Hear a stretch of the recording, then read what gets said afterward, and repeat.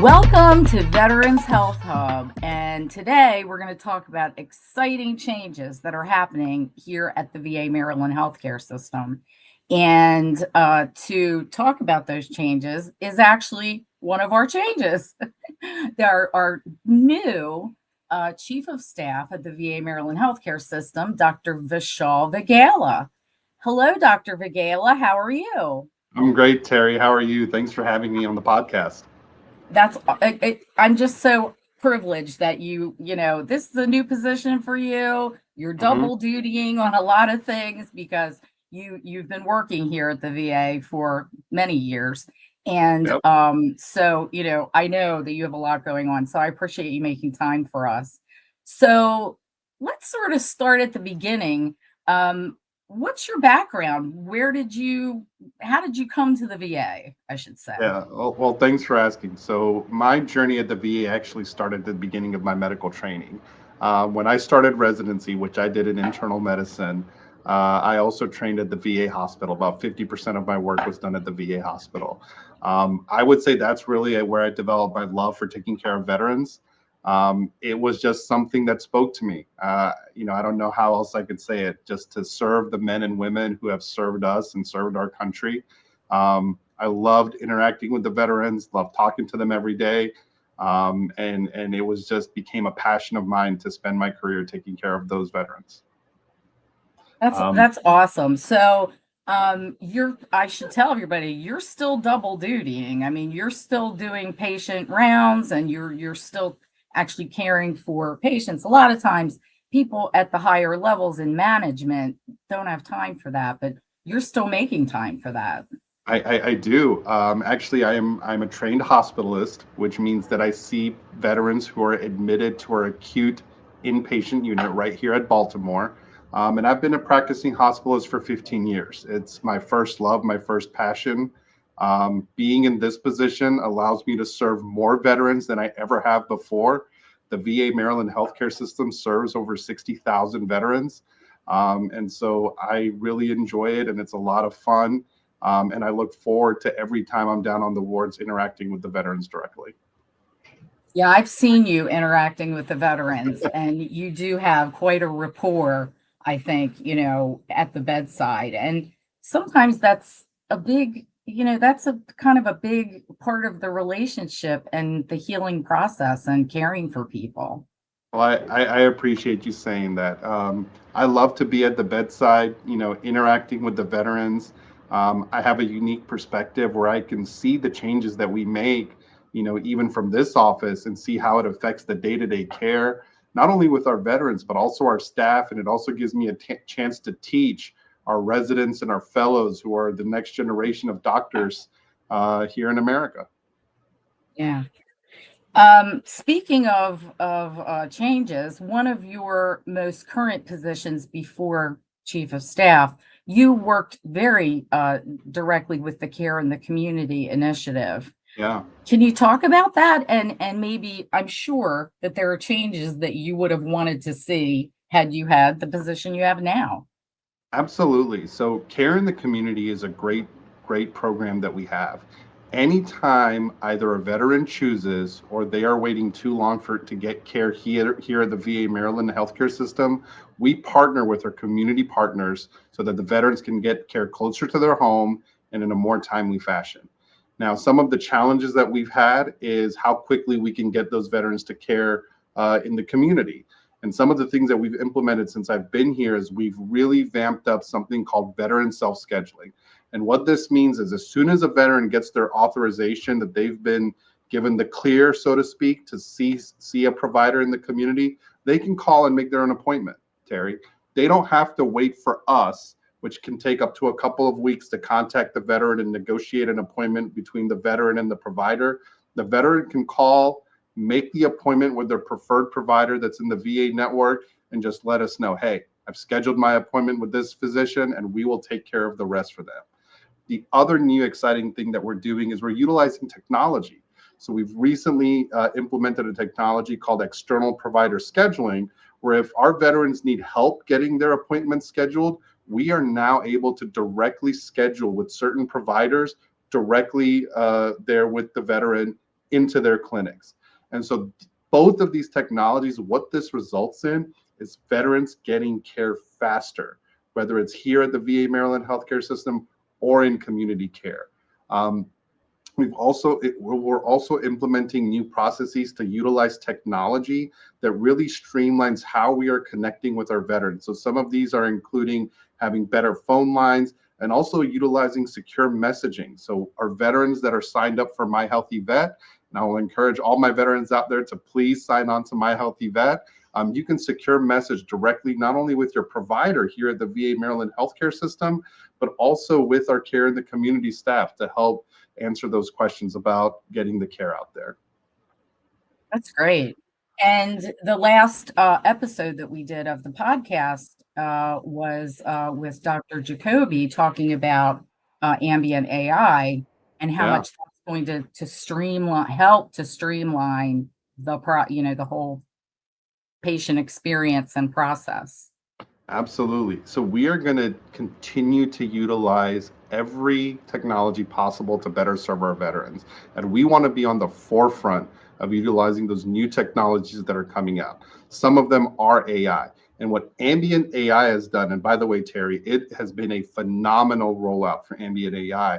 But really, at the end of the day, what it allows our doctors to do is focus on the patients. So now when our veterans are going and seeing their doctors, our doctors aren't typing away on a computer. They're focusing on the patients because that technology is taking care of all of that paperwork for the doctors. And what that also means is at the end of the day, our doctors have more time to focus on patient care and communicating with our patients and making sure our patients have what they need rather than spending so much time documenting in a chart because we have technology that takes care of that for us. So I'm really excited about ambient AI.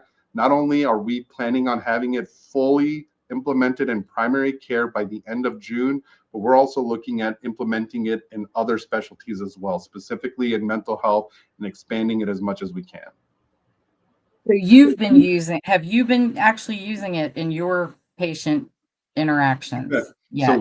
So I actually have not used it. I am an inpatient doctor, so right now we're using ambient AI for outpatient, and we're really targeting primary care and mental health because these are the core services of the VA Maryland healthcare system, and these are the doctors that see the most patients. And so we want to make sure that they are supported first because we're supporting the doctors that see the most, but we're also supporting the most patients by putting it in those programs first.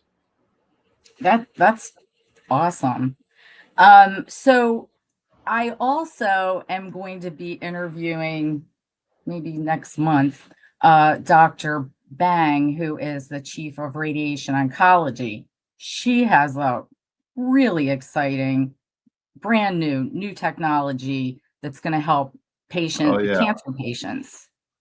Absolutely, and I'm gonna try not to steal all of Dr. Bang's thunder for her interview, but we are one of 40 VAs in the country that actually have a radiation oncology department. And for those of you out there, what radiation oncology does is it allows us to treat more advanced cancers right here in the VA Maryland healthcare system. And we've recently, just this last year, we've ramped our entire radiation oncology department. We've gotten new equipment and new machines that use the latest technologies. Some of it is AI, so we can get the most cutting edge cancer treatment to our veterans. And so you guys will be excited to hear more from that when you interview Dr. Bay.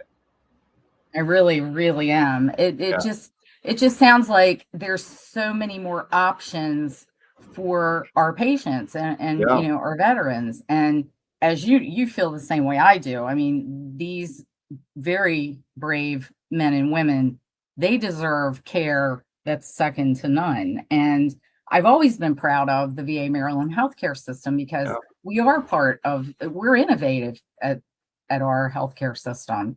And we've, with people like you at the head, you're so energetic and you're very passionate.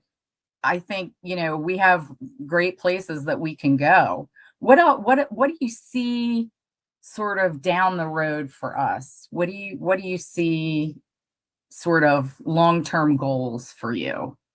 So Terry, my long-term goal is simple, and that is that we are going to be the best. Okay, we're already the best in so many areas. Our primary care wait times, a veteran can see a primary care doctor within 20 days, some days even the same day. Okay. We have the same in mental health, but we're going to continue to push to be the best. And what I mean by that is number one is access. We're going to make sure that our veterans can get a hold of a provider or see a doctor when they need to see a doctor. Okay. Number two is going to be quality of care.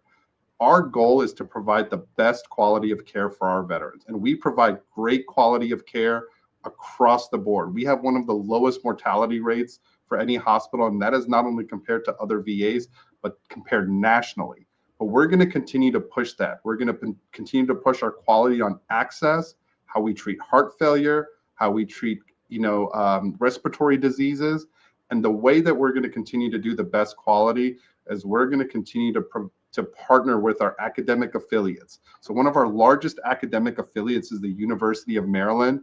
We have doctors that are full-time VA doctors, and half of our doctors, maybe more, are also working with the University of Maryland. And we're going to continue to strengthen that partnership so we can recruit the best doctors that we can to take care of our veterans. And another way that we're going to partner with our academic affiliate is our research department. So the VA Maryland healthcare system is actually one of the top 10 research VAs in the country. Some of the more exciting research we've done, last year we published in the New England Journal of Medicine, which is a highly valued medical journal in the community, about continuous glucose monitoring. And so many of the veterans that are out there and even non-veterans who see, when you see those little glucose monitors here, some of that research was done right here at the VA Maryland healthcare system. And yeah, it's amazing. And we're going to continue to partner so we can have the best researchers here at the VA. We're going to dedicate resources to our research department along with our university affiliate, because I want our veterans to be on the forefront of technology. I want them to be on the forefront of getting the best care that they can possibly get. And Terry, I think you're seeing a theme here, and I'm getting so excited because this is really where my passion is. But we're going to continue to utilize technology. We're going to continue to get the best people to take care of our veterans. And we're going to continue to make sure that the VA Maryland healthcare system is on the forefront of medical care for our veterans, not on the back end. We want to be in the front. We want to be the leaders. We're going to be the VA Maryland healthcare system that when something new comes out, hey, give it to us first. We want the best to take care of our veterans. And I know I talked a lot. This is a subject I get really excited about, but that's what I say. We want to be the best. Our veterans deserve the best, and we're going to be the best for our veterans.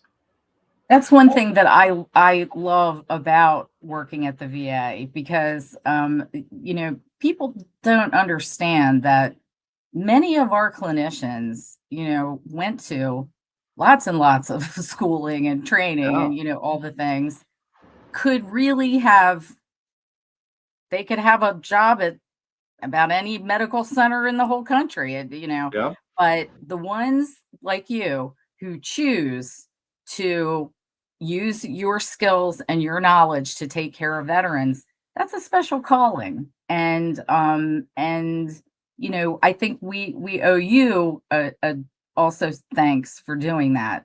And I also, when you were talking about the glucose monitoring, one of my most favorite things is when you're on the elevator and you interact with veterans. The hospital is unlike other hospitals. I worked at other large area hospitals before the VA, and I'll tell you, we're all family. There was a veteran a couple years ago that had one of those on his arm, and I had no idea what it was. And I asked him, he told me everything about it, what it felt like, and and you don't have that interaction at other hospitals. So, I think the veterans feel comfortable going to one of our facilities, and it's because of people like you who make it feel like they can, relax, and as much as possible, hospital care and medical care and health issues are stressful. And so, I really appreciate, everything that you do. Is there anything that I've neglected to ask you? Well, Terry, let me start off by saying thank you for all of those kind words. I think if I wanted to get the last thing out is I encourage any veterans who are watching this, if you're not enrolled in VA healthcare, come and see us. Come and enroll in VA healthcare. Our enrollment center is on the first floor of the hospital. As soon as you walk in, go to the left. It's the first place you see. Tell them Dr. V sent you. They'll know exactly who you're talking about. And we will continue to support you. We want our veterans to come here. Our veterans want to be here. We already provide some of the best care in the country to our veterans. I will stand on a hill in saying that nobody provides better mental health care for veterans other than the VA Maryland healthcare system. And we're going to continue to strive and push to be the best for our veterans.